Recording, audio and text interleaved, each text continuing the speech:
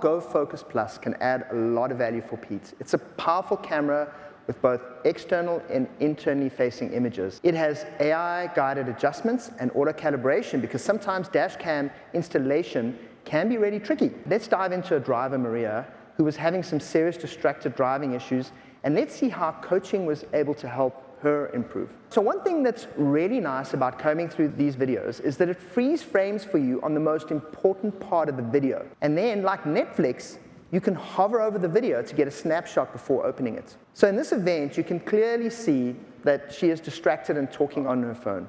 If you pop up the video, you can now clearly see in greater detail when and where it happened. You can see it's detecting phone usage quite well here, as it does many, many other events. Now, false positives can be a big problem for cameras and cause a loss of faith in coaching programs.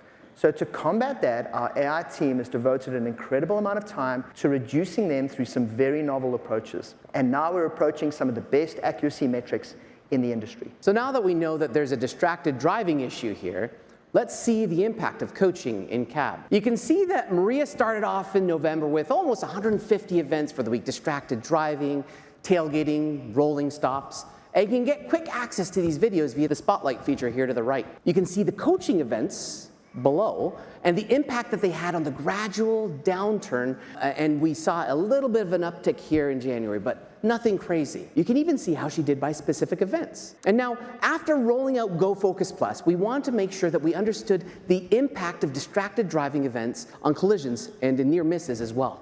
So we ran a study integrated into our collision risk model.